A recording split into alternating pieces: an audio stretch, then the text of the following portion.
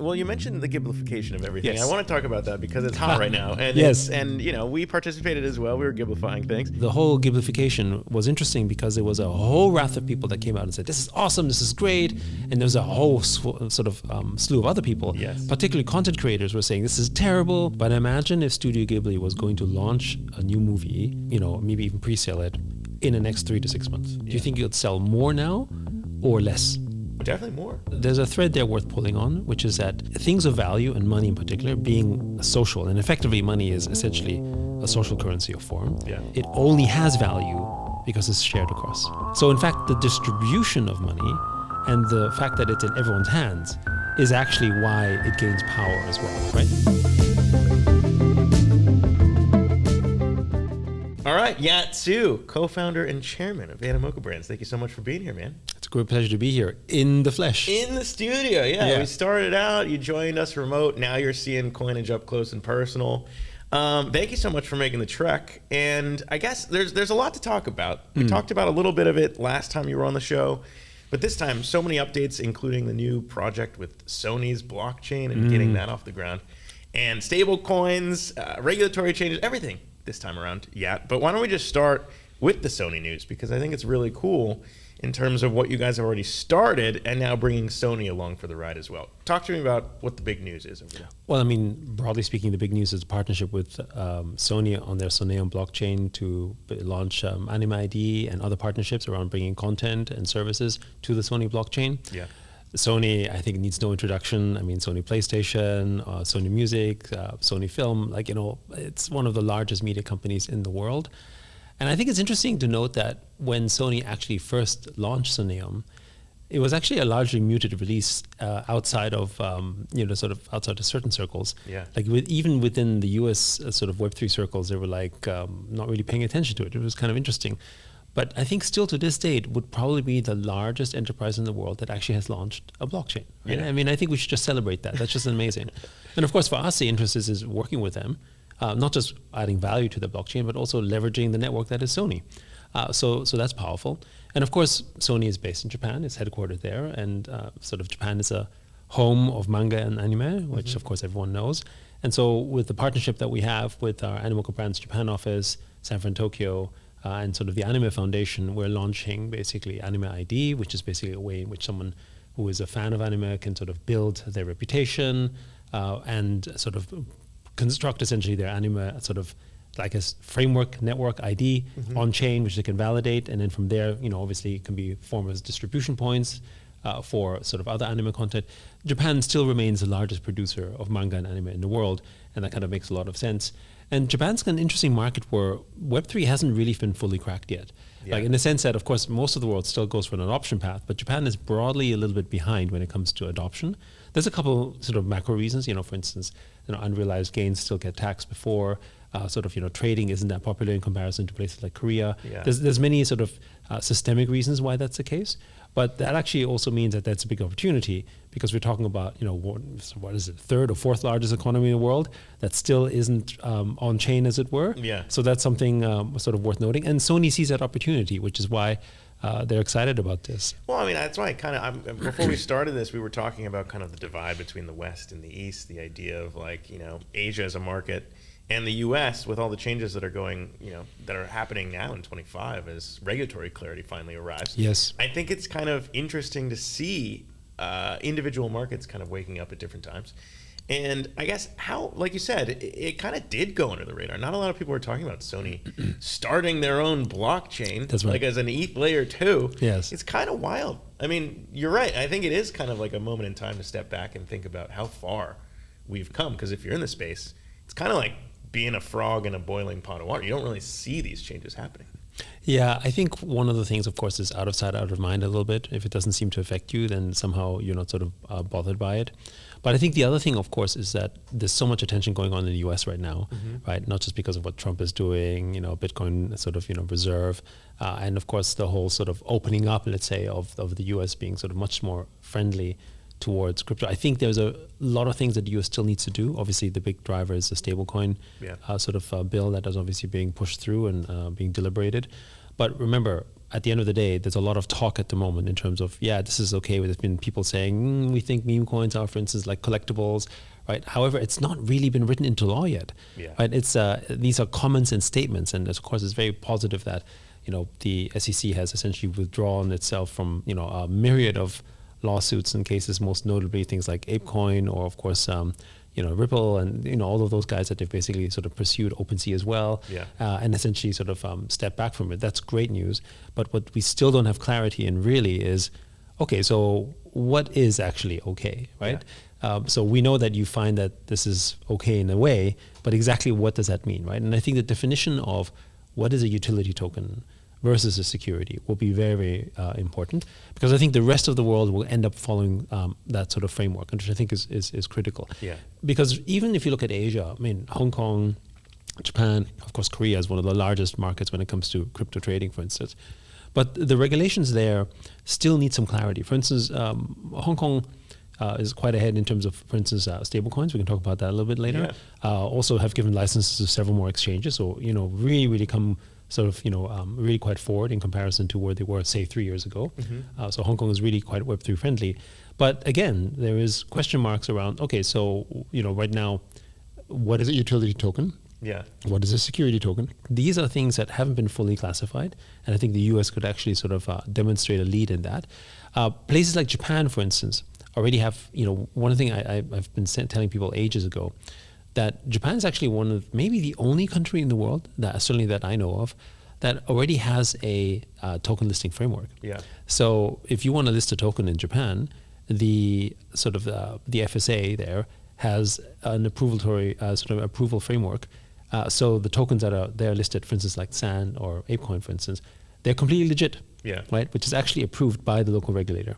It's the only country in the world, at least in the past, that had that. I think, I think it's an interesting, because like, I don't know, for me personally, it's always interesting to think about like a permissionless system and like the idea of not needing regulatory approval getting inserted into a system that kind of, necessitates and I think this is the interesting point, because while the US was very hostile around this, that actually created, to some extent, an advantage, because that means if you launch this token in Japan in this current framework, that sort of, let's call it regulatory capture, as it were, actually gives projects a certain kind of, I guess, benefit and authority. But now, if the US is, for instance, going to say, well, that's a utility token in that framework, and we're just simply not going to regulate it and treat it basically kind of like a product, kind of what they're already inferring how they're going to be looking at NFTs, for instance. Well, then what does that mean for countries like Japan that have a framework and then suddenly have to say, oh, wait a second, now that there's regulatory clarity in places like the US, do we need to basically sort of change that as well? Right. So it's an interesting scenario now where I think we should expect that type of change to happen across the world as well. Yeah, well, I mean, it is. And obviously, again, like you were just down at the New York Stock Exchange. We were just down at the New York Stock Exchange. Like there is some like power that comes with being, a respected, regulated market. And so having rules is generally good anyways, whether it's here or Japan or anywhere. But I would agree. I mean, Coinage being one of the first Web3 DAO co-ops here to launch with a path towards patronage dividends, I think is also similarly something where it's like, okay, who's going to be the project that can show in the US that this can be done? And like being in a market that matters, I think, again, as we try and prove out, is important. But you mentioned stablecoins and you mentioned what's happening there. I think, I'm happy to have you in the studio to talk about this, because I feel like a lot of people know it's coming, but they don't know what the impacts are going to be in terms of Trump's USD won now. You've got all these other stable coins, Fidelity looking at launching. Like these are traditional market giants now, and big, like the president attached to World Liberty Financial, launching these things. So what is the impact all of a sudden if you have billions of dollars or such flowing into stable coins? How does that impact the overall crypto market?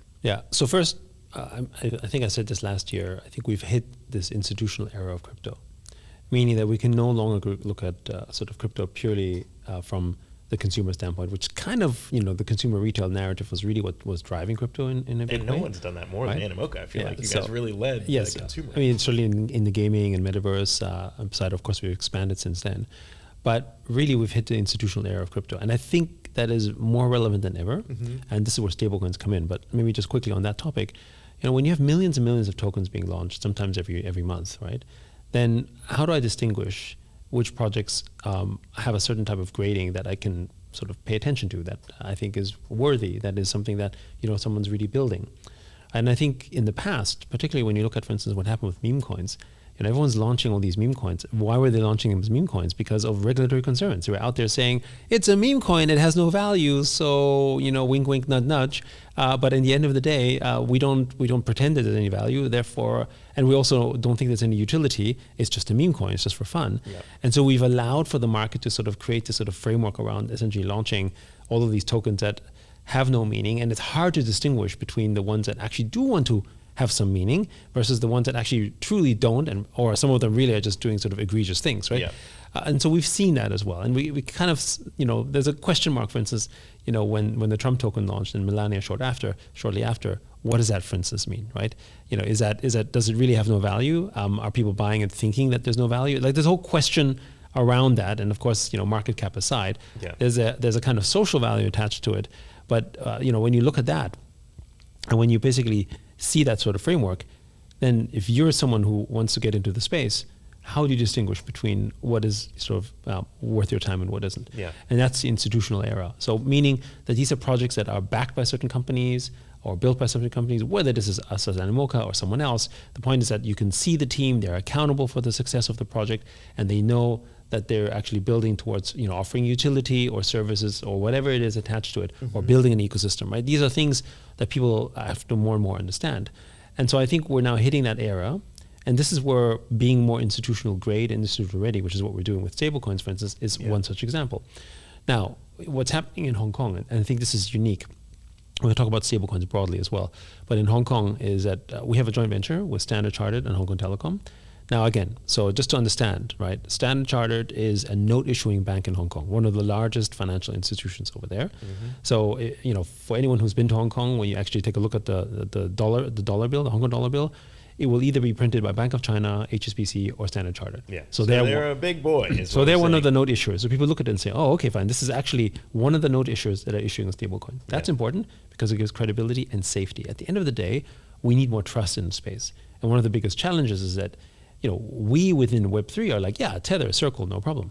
But when you're outside of those circles, when you're first time in crypto, remember the vast majority of the world is still not doing stuff on chain. Correct. Right? Then they go, how do I trust this, right? So that's kind of one of the reasons why when a bank issues a stablecoin, it gives you a lot more sort of sense of safety, security, and onboarding. Yeah. But I mean, I guess in terms of like the actual impact, and you mentioned a lot there, which obviously we're going to dig into in terms of the Mocha project and Mochaverse and everything there, because Coinage is an NFT holder of the Mochaverse. Thank you. Yes, of course. And I will thank you going to the whole Coinage community, because there's a DAO decision. And it was one of those projects where it's like, well, this seems like a no-brainer. This is a real project doing real things, and so we should probably own one of those. But when it comes to the actual impact, I'm looking at it through the lens of kind of somewhat of a liquidity injection in terms of having those size of banks now get involved. I mean, what's the largest altcoin? I mean, stable coins, right? Yes. And, when one of the great bullish signals in Web3 is when stablecoin sort of sizes increase. Even when people are holding onto stablecoins, actually what's interesting there is that people are holding onto the stablecoin because they want to spend it somewhere in Web3. Yeah. Right? I mean, of course, there's opportunity for yield and other these types of other activities, but when you have them in stablecoins, and I think this is one of the big changes that we've seen when you think about what happened, back in 2000 and sort of, we look at 2018, 2019, right? When Bitcoin was down to 3,000, it was like 100 or even below $100 at one point. Yeah. During those sort of fairly dark times, what happened was there wasn't a flight to sort of stable coins or even Bitcoin. There was a flight to basically fiat. Yes. Right? People were basically just cashing out, getting out of crypto, and so really was sort of draining liquidity. Stable coins, however, because now they have this sort of element of trust and safety, I'd rather hold my dollars as a stable coin, right? And that to me is actually a big big deal, because even though I'm not buying an altcoin, and maybe the altcoin market might still be a little bit sort of sensitive, the point is that the liquidity stays within Web3. Well, that's what I was going to ask, because it's like, like you said, the shift from retail to institutional is, if I as a person have my money in a stable coin, sure, I can kind of then take it and trade into Bitcoin or ETH or other things. But if I'm an institution and I have a bunch of money in stable coins, I don't know if that's going to play out the same way. No. I mean, for instance, example. I mean, some of it could, of course, but if you look at, for instance, why Standard Chartered as a banker partner is because, they do a lot of wire transfers and stuff like that in traditional markets. Stablecoins can basically just fulfill that much faster, much easier. Yeah. And when you think about global commerce and trade, I mean, how long does it take to send a wire transfer, and what fees are you charging versus stablecoin? It's pretty instant. No, for sure. Right? And so the other thing the impact that we should expect to see, because we should also expect other banks in the US to also issue stablecoins, and they all interoperate with each other, right? Which means you're going to inject a whole lot more liquidity into the space. Now, what happens when you bring that liquidity on chain? It's not just, hey, let me send you some money that you can cash out. It's going to be other people that might offer intermediary services. They say, hey, you know what? I'll hold the custody, or I'm going to bring you a lending protocol for that cash you're about to send out, or hey, there's a contract about to be signed, I'm securing the financing for it, but you know what? Maybe I can do something else with the capital. There's a whole bunch of things that start to open up. Yes. That wasn't really possible today. It's a very good point, and I feel like it's also, weirdly enough, even though World Liberty Financial, President Trump's and his family's project they kind of launched, has also somewhat flown under the radar, and it's like it's weird to see. I think it was Eric Trump tweeting about ETH being a good buy. Yes. But like all the money you got to think about what happens when they launch their own stablecoin and put it onto a platform like that. What that boosts if it's going to be launched. Well, they launched theirs on Ethereum and BNB, I think is where USD1's going to be. But what that might do for on-chain activity. It's going to bring a lot more liquidity. At minimum, it's going to bring traders in just because of arbitrage. Yes. Right. But that in and of itself means that people are going to be building, constructing, and of course the beauty of blockchain is the open composability. Yeah. So again, the deeper liquidity, the more services can be put out. I mean, for instance, for us, one of our projects that is being incubated in Open Campus, which is the EDU project, are student loans. Yeah. Right? And so can you imagine when more stable coins are basically going on chain and using that, for instance, for an avenue for student loans? That's a kind of narrative that's actually really positive, that, something, we don't talk about enough, but actually is in America alone an over $2 trillion market, for instance. And imagine if you could bring that type of a sort of loan book on chain. Yeah. I mean, people are saying, oh my goodness, we have like $130 billion of TVL. That's nothing compared to the kind of sort of loan books or sort of, financial instruments that are out there in comparison, right? Yeah. That actually could be optimized with things like DeFi. But I think the fastest and most immediate thing, and this is one of the reasons why in Asia it's going to take off, but of course the rest of the world is taking off as well, is that it just reduces the friction and the cost of transfer. And even for something as obvious as a stable coin, you'd say, well, I can do this on my app. Well, not that long ago, I for personal reasons, I was asked to sort of send money over to someone. We're talking about like $100, like very small, like something you do for your kids or something, right? Yeah. And they didn't have a bank account because they're kids, right? And so, can you do it through Western Union? Try going to Western Union and basically transfer money to someone who doesn't have a bank account. Yeah. For $100, they'll charge you something like $30 to $40. It is outrageous, right? So the and what pisses me off so much about this is that it's precisely the people who are sort of unbanked. So the ones who really, really actually need it are the ones who are being taken most advantage They to. pay the most, right? yeah. And they pay the most, and it is ridiculous, right? And that to me is one of those, like if you had a bank account, they'd only charge you $6, right? Which is still a lot, Yes. relatively speaking. But but if you didn't have a bank account, you could do it instant, and you use your credit card maybe to pay. So I get it. Credit card costs 2.5%. Yeah, let's give it a premium. Maybe it's 5%. No, like 25, 30%. Ridiculous, right? That type of stuff should be illegal, but of course they can charge that. And again, stable coins are going to completely sort of disrupt that business. Well, I think that's been one of the cool things to see, and now obviously, again, clearly a lot of people are waking up to it. We were chatting with Paolo in El Salvador, and kind of the idea of like cross-border payments also being a big piece of that too, not just internal, but cross-country, and seeing that all play out, I think is very exciting. Well, look at Asia, look at Africa, right? If Yeah. they're basically, these are markets that when they send a wire transfer to themselves, they got to send it through an international system that goes to the US or somewhere else, and it's in the billions of dollars, when in fact they're really just next door. Again, stablecoins solve all of that. Yes, and it's happening in real time very quickly, and we're going to see it happen not just in Hong Kong, but I think here in the U.S. as the stablecoin bill gets written and finalized. Going to be crazy in 2025. But I want to shift a little bit to kind of what you mentioned around real projects and being able to build real things. Yes. Because we were just chatting with Hester Peirce, the head of the crypto task force on Coinage last week, and she was kind of talking about shifting into this new regulatory era where you can start to offer real value. And I'm curious to get your take on kind of how things scale now with your guys' Mochaverse project and what you're trying to do there. Obviously, we talked a little bit about the Sony partnership.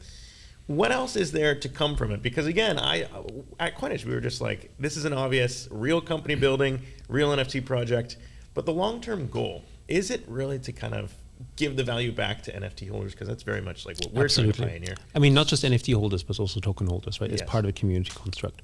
So first, the principle is digital property rights as in ownership. Once you have ownership, you should have a sort of a stake in it, which means you have some form of a claim. But there's a bargain to be made here. And the bargain in this case is that, hey, I'm actually, from a Memecoverse perspective, a potential customer. So for instance, if you're one of our 540 plus portfolio companies and you want to reach that customer, you can reach them in the form of an airdrop. That's actually sort of one of its initial use cases. Now, the reason why Mocha ID was important is you wanted to determine over time whether that user has a good reputation. You know, is he someone who's going to just dump your token? Is he actually going to build value? What is he going to do with that? And that's, by the way, how the real life works as well, right? You want to do business with someone that has a good reputation and someone that you can trust, as opposed to someone who's just going to be there to extract, right? And of course, nothing wrong with people taking profit, but it's just how you do it.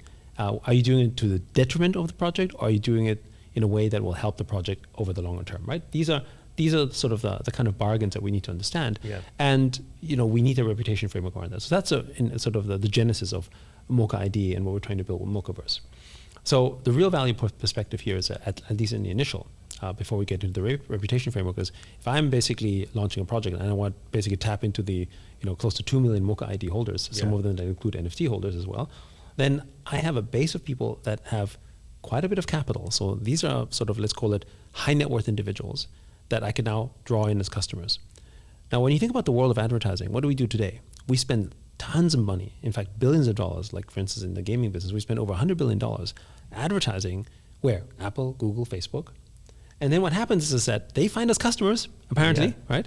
And we're supposed to be happy with a 1 or 2 or 3% hit rate. That's the crazy thing. And more importantly, all that money that we spend, that 100 billion, how much goes back into the gaming industry? Zero. And how much of that actually goes to the gamer that you acquired? Zero, right? Now, this is where airdrops is so amazing, because you're actually giving value to a potential customer. And if that potential customer has demonstrated, right? I mean, in a way, people, you know, when people were saying, oh, play to earn, that didn't work, people missed the point about play to earn, right? They were missing the point, which is it was a mechanism to reward people's activity in a way that you could prove that they were doing something in the game. And as the game became more sophisticated, you can actually test out more, essentially the reputation of that user, right?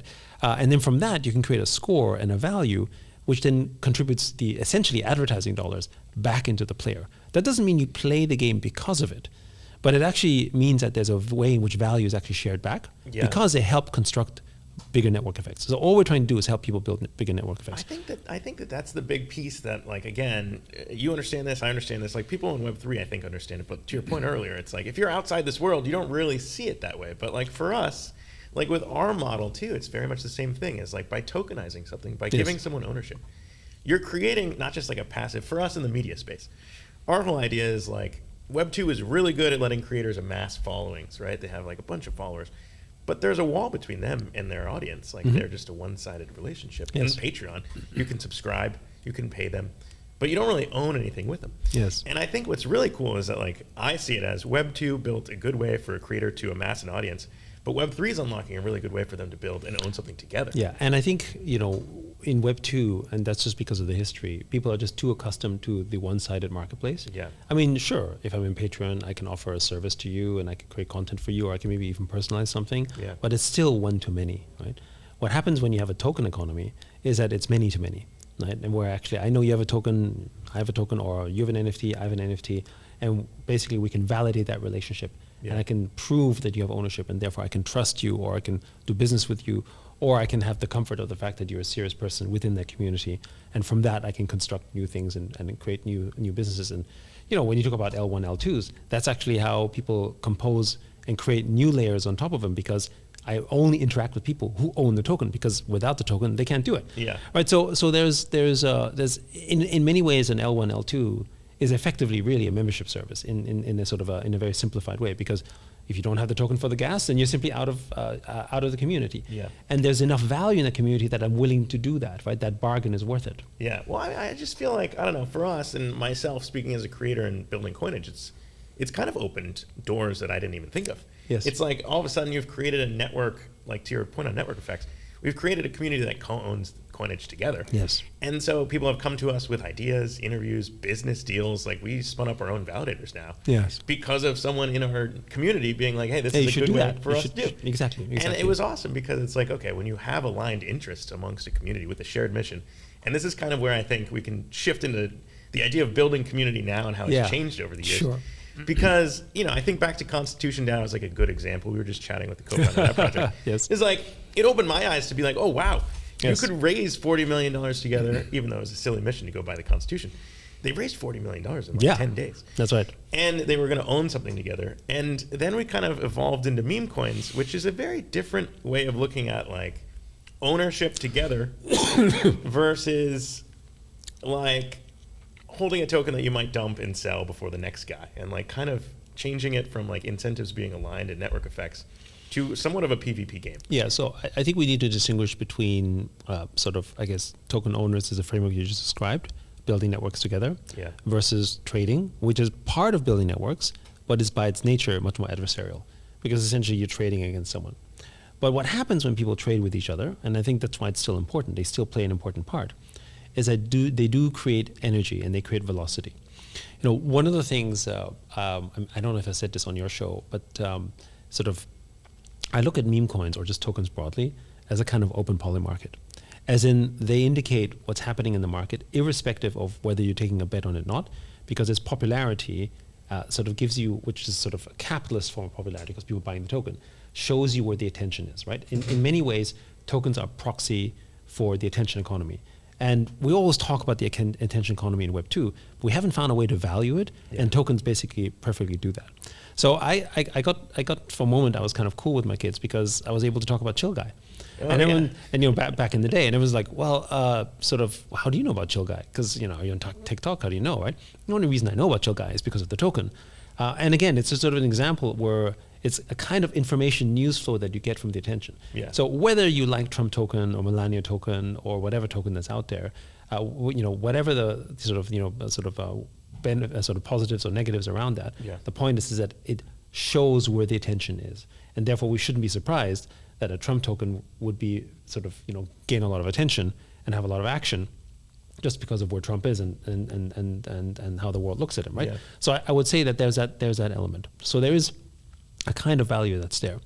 But the problem we have with meme coins today, and I think this comes really from the regulatory sort of issue, and it's to me it's a little bit similar when you look at sort of U.S. history for things like prohibition with alcohol, for instance, right? Sure. When you start making something illegal or imply that it's illegal in a certain form, then people do all sorts of weird ways to get around it because they still want it, right? Yeah. So at the end of the day, the government realized, you know what, so to screw this prohibition stuff, we're going to legalize, tobacco, we're going to legalize drinking, but there's a tax involved, there's a framework involved, and it's open, and you have to be a certain age, all that kind of stuff, right? But at the end of the day, they realized that that's something that everyone wanted. Yeah. Right? And at the end of the day, people do want to build value out of their tokens, but they couldn't openly say that. Yeah. Right. Therefore, you call them a meme coin, right? And then you kind of left it up to the user to try to guess whether is he really building something or is he not, right? Or it's in this foundation that's kind of here, so maybe they're not responsible. Like all these weird forms of obfuscation that sort of imply something, but you kind of had to guess and wink, wink, nudge, nudge, and all that kind of stuff. Yeah. Which actually, at the end of the day, if it was meant to protect the consumer, it did completely the opposite. It harms them because you have zero clarity what that meant, right? Yeah. And so all that's now putting aside.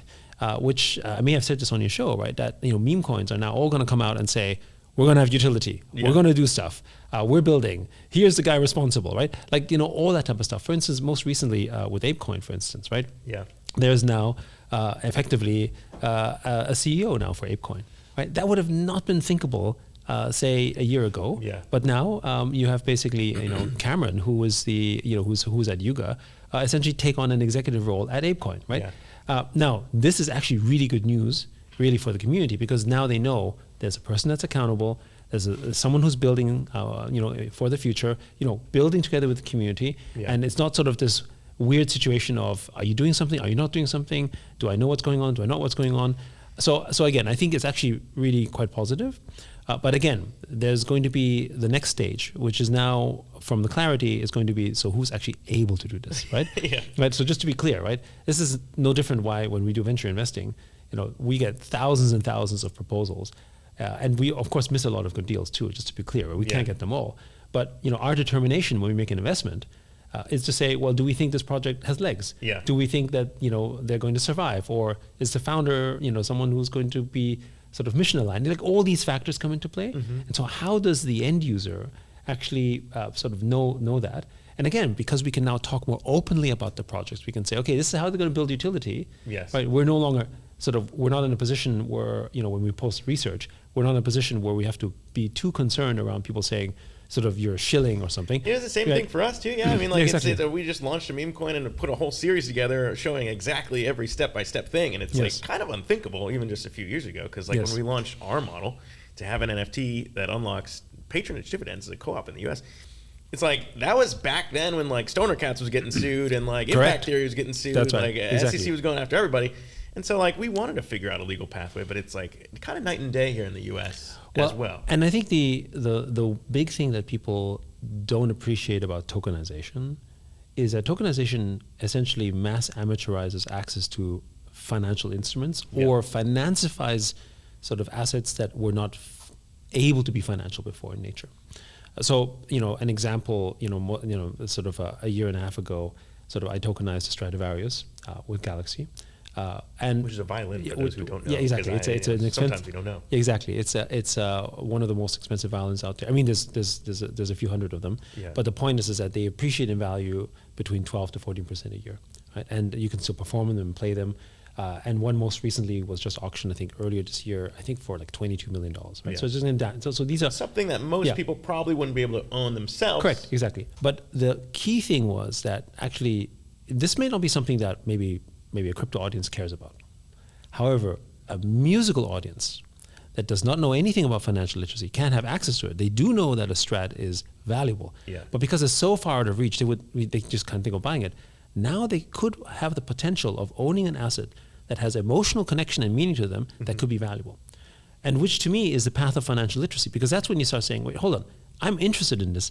Now let me learn about what the world of money means. Yeah. We saw this with things like Axie Infinity with gaming, for instance, where people in the Philippines who had sort of zero financial literacy, in fact, didn't even have a university background, suddenly learned about the world of finance through play-to-earn gaming, right? Yeah. And we see this basically also in all sorts of areas where when you start to infuse something that you have an emotional connection to, then actually you will learn it better. Right? Yeah. And I think this is what the power of tokenization can deliver. I think I don't know. For us too, it's like, we started with Coinage, and then, it's a crypto news show is what we do here. Of course. And so like, obviously the audience is familiar with minting things and everything like that. But then we launched Best Ever, which is a food show with food influencers. Definitely an audience that does not understand that at all. And I think the industry's gotten to a very cool point because we worked with Privy to abstract away all the actual on-chain stuff. But people can pay with a credit card, and it's all on-chain. But it's the same idea of tokenizing real ownership over a show with creators and your favorite fans. So I think the key thing is that, sometimes when you say tokenization, people sort of, it's like a fancy new word as far as they're concerned, right? It's kind of like saying digital music, MP3. You don't have to maybe say it's MP3, but the point is that it gives you ownership. And I think people understand that. So we frame the conversation on the basis of, you get to own this now and have the benefits of ownership. People go, oh, okay, interesting. What does that mean, right? What does that translate to? As opposed to tokenization, which we might understand what that means, but most people don't. So I think we as an industry also have to sort of be a little bit more friendly with the lingo, talk a little bit sort of less amongst ourselves only, branch out a little bit and sort of make it a little bit more sort of straightforward for everyone else who's not in Web3. Agreed. To bring it full circle now, though, in terms of how this all fits into Animoca and what you guys are doing, because I think you guys sit at a very interesting spot in terms of being that company for a lot of people who are outside of Web3 to show them how it all works. But I imagine that also has to be pretty difficult as you guys navigate the IPO path, because you're dealing with people who might not understand the space. And, I've chatted with Jared before, your CFO, and the idea of, it's very difficult to like manage all this stuff and show it like to a traditional investor audience, I assume. But what's kind of like the path now as Animoca matures in terms of being kind of the major player in the space that can like handhold institutions, handhold people who might not know the space, and also, as you said, create the network effect. So like kind of what's the status on putting it all together and getting it out there?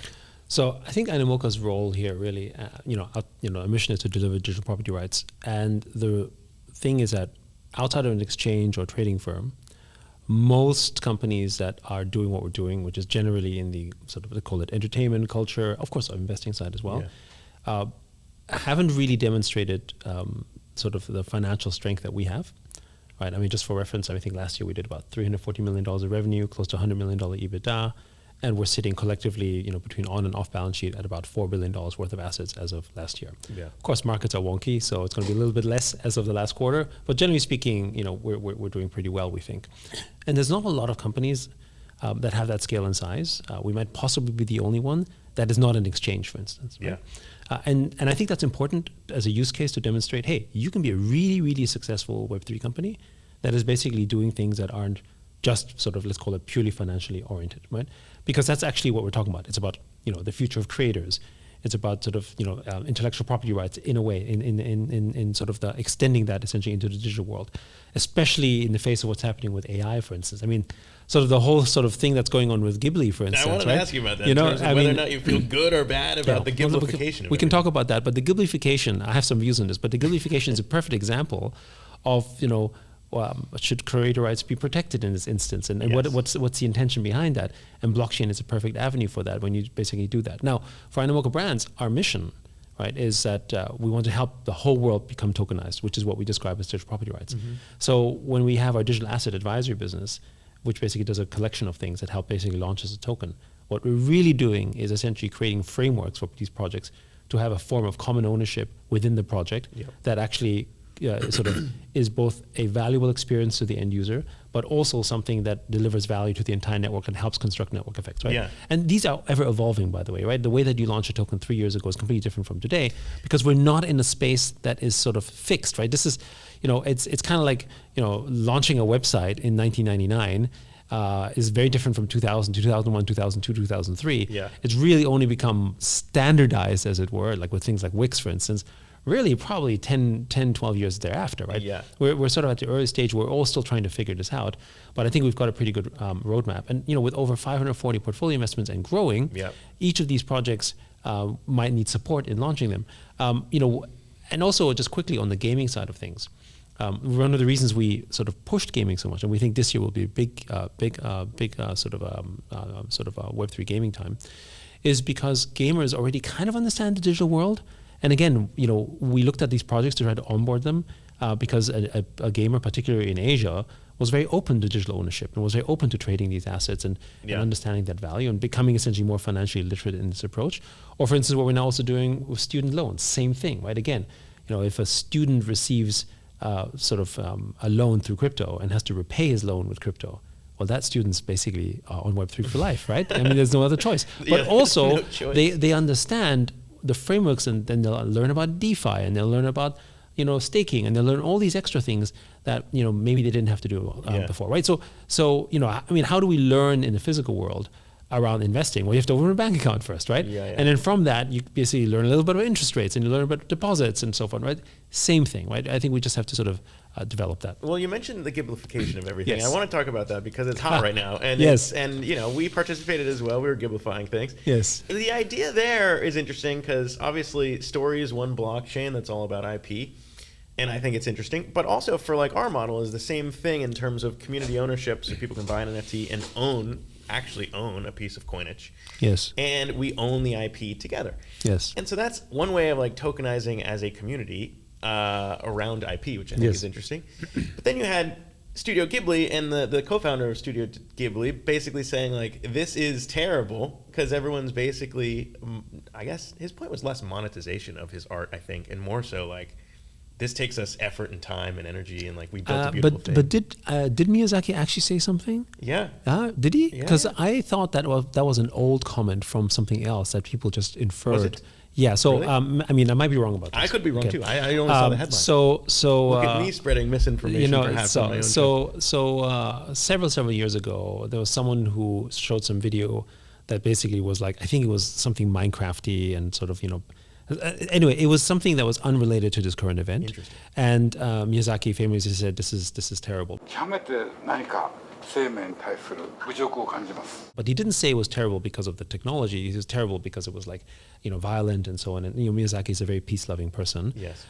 So I don't know that he actually said something around this. That said, yes. The whole Ghiblification was interesting because there was a whole raft of people that came out and said, this is awesome, this is great. And there's a whole sort of slew of other people, yes. particularly content creators, were saying this is terrible. This is like a almost satanic, right? Where people are sort of ripping off content and so on. Yes. And I think, there is a distinction between sort of giving access for something that's, let's call it amateurizing content, that gives access for really, more delight, shall we say, versus someone really sort of taking commercial advantage of. Because remember, we have in the US, we have actually around the world, we have things like sort of different laws that protect us against satire, against creative construction, sort of creative works, and for instance, where I have the right to remix something, provided that it is not of commercial gain.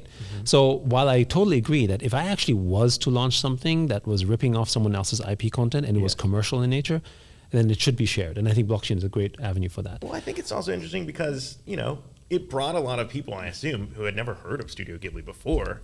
They suddenly they heard sure, about but it if you haven't heard of trending. Studio Ghibli, you kind of probably live under a rock. But that aside, I do feel that if someone was going to create new creative works, whether you like them or not, with essentially what is a Ghibli filter, my intuition, and again, unless Miyazaki said something recently, my intuition is that actually I think he wouldn't mind it at all. No, provided it's like people do this all the time. It's like correct. take a picture and but filter. also because what was the effect? Let's talk about actually what happened. It was delight for most people when they saw it, right? And people who didn't like it, it wasn't the content that they didn't like. They didn't like that it was made with AI, and they didn't like that it appeared to be a ripoff. But you know what? If a human person went out and drew this animation, they would say that's an homage to Miyazaki. They would say this is Ghibli. This looks like beautiful because he's not making money from this, right? None of the guys that are out there now, of course, there's something to be said about OpenAI, right? So for OpenAI in and of itself, right? They're commercializing it and charging credits for it. So maybe they should do something. I agree there.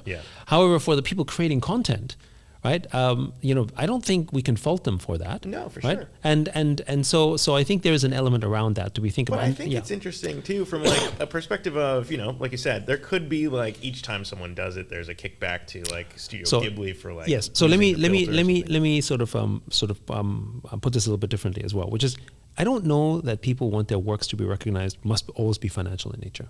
Right. So for instance, academic works, when you basically take some work. You create citations and you say, my inspiration came from here or the work came from there. I actually think that's more important most of the time than the commercial aspect. If you want to protect it commercially, you have things like copyright, trademark, and patent law to deal with that. And then there's a content element around that. But if I'm sort of making an academic piece, or even if it's open source, really it's a reputation, and the reputation is monetizable too. So I think the one critique I have towards things like OpenAI is that you're not actually giving the attribution front and center. And remember what it was like when we were in college and we were found sort of inadvertently or intentionally plagiarizing content. You get kicked out of class. It's a serious offense. It's a serious offense. But when ChatGPT does it, it's okay, right? So of course, I think there are elements around that we need to manage, and I think there is a responsibility for OpenAI for sure. But I don't think it is quite as terrible as people say it is. Well, I think just tying it back to like digital ownership and the idea there, it's just like, I don't know, being in media and seeing where the trends are going is like, okay, if all of a sudden AI can do this, it really just kind of gets down to the core. I feel like it's going to impact every sector, but for media, it drills down. But let me sort of put another view on this, which is imagine, and of course that's not the plan, but imagine if Studio Ghibli was going to launch a new movie, maybe even pre-sale it, in the next 3 to 6 months. Do you think you'd sell more now or less? Definitely more. And that's my point. That's point. Exactly, right? This is what I'm saying. And remember in the early days how Hollywood used to fight against YouTube? Yes. Right? Everyone was remixing videos and creating content, and they say, that's terrible, we want to get rid of it and whatever.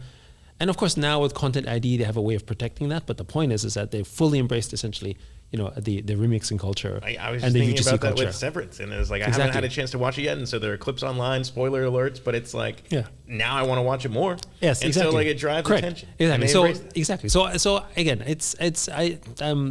I don't think it's quite as bad as people say it is, but it does strike a nerve. And I think if you're a creator in the space and you're sort of used to the craft, then that becomes potentially threatening because you're like, oh my goodness, where am I in all this picture? Sure. That's what photographers, by the way, said when sort of the smartphone came out and then Instagram came out with these filters and everything. Everyone, suddenly everyone was a photographer. That doesn't mean, by the way, that you can't have a profession as a photographer. It just means as a photographer, you had to evolve. Yeah. And that's basically what technology does. I think, it's the same thing for like seeing the way that people can own, like if you remove the studio and you could do all this with AI, essentially you're left with a creator who has an idea and fans who like that idea. And if you can clone something together, then all of a sudden I think it's really cool because that hasn't been done it hasn't been possible without Web3. And it's important to note that the style of Ghibli is not actually trademarked or copyrighted by Ghibli itself. Exactly. And in fact, I think Studio Ghibli has no intention of wanting to do that. I think that would go against their particular ethos. And it would lock out all, like you said, all the other people that make it more well known. Yes, and that's exactly the point of kind of building. I interviewed Pitbull one time, and Pitbull, by the way, great guy. And his whole thing is like, money doesn't buy happiness, but it can help you if you just kind of give it away. It's like his mentality is like you build it up as a creator and you try and share it with people. And as corny as it sounds, like I actually do think that's kind of like there's the a way thread. Web3 grows. There's a thread there worth pulling on, which is that things of value and money in particular being social, and effectively money is essentially a social currency of form, is that actually it only has value because it's shared across, right? So if I own all the money in the world and I don't share it with anyone, it has no value to anyone but myself, which means it has no value because there's nobody else around there that can sort of ascertain its value or have a relationship with it, right? Yeah. So in fact, the distribution of money and the fact that it's in everyone's hands is actually why it gains power as well, right? So there's an element of giving away money. Of course, the trade aspect, the value aspect is part of that. But frankly, if you give out money or if you share that wealth, right? And I think this is a very important sort of thing that we need to think about is that, you can attain a certain amount of wealth, but if you don't share that wealth, you're actually going to be probably more miserable over time. But if you're willing to share it, whether you buy NFT collections from other people, or you share the wealth around, you buy some stuff, or whether you're basically giving donations, or whether you're just simply funding projects. So for instance, one of the sort of really important philosophical beliefs we have is that, sure, maybe we don't have to pay those type of taxes because we're in Hong Kong, but we make one of the largest investments in Web3 throughout the space, right? What would the world look like if every company or every individual that has a certain amount of wealth basically contributed a reasonable percentage of their wealth, so to speak, in investing in young startups and founders and dreamers? The world would look completely different, right? Yeah. But look at where we are today. How many investments does Apple or Facebook or Google do, as an example? Yeah. These are the three largest companies in the world. Oh, and also the people who run them are now some of the richest people. The richest people in the world, and they do not have an angel investing portfolio of any meaning or size, right? If you were to just ratio it, if we have 540 investments, then those guys should be having 50,000 investments, for instance, right? But they don't do that. But again, and in the past, that's what sort of governments used to do with taxes, because taxes were very high, and they would distribute wealth that way in a way because government was kind of the main employer. But that's no longer the case, right? We're sort of in a more private enterprise type of world. So I think there is a duty for private enterprise to contribute back in the form of investing, which, by the way, I think this is the idea of when we talk about the shared network, tokenization. That actually is a framework in which we can extend that. That is wholeheartedly, by the way, what I believe too, and kind of why Coinage just became the first NFT project in the US to pay a distribution back to NFT holders as a co-op, because it's essentially, it's just like REI. Again, I don't think some of what's being built on chain is that crazy, because it's like, it's been done before. REI is a clothing goods store, a tent shop, you go there, you buy gear, and you get a dividend check at the end of the year. Yes, yeah. And it's like a cool way to incentivize people being members and shopping there over other private stores that don't do that. I mean, Mochaverse NFT holders and token holders have received tremendous amount of value for contributing to the networks of others, for which they have received airdrops, right? So it's not exactly the same as what you're doing, but essentially is a value share for the right type of bargain. So yes, absolutely. And I think that's kind of, we don't, as a space, I don't know if there have been, to your point, because maybe they haven't been able to talk about it or maybe not be able to do it even, But I feel like it's a really exciting time to be building in Web3 because now we can. Yes. And now we can see more of those projects. And it's exciting to now be one of those projects that's also doing it too, because I think that's what the space has always wanted. Absolutely. And now to finally be here, it's Yes. fun to see. But Yes. yeah, I can't thank you enough for coming by, man. This is really great. Thank you. Thank you. It's been a great pleasure always to be on your show, and thank you for having me. Yeah, thank you.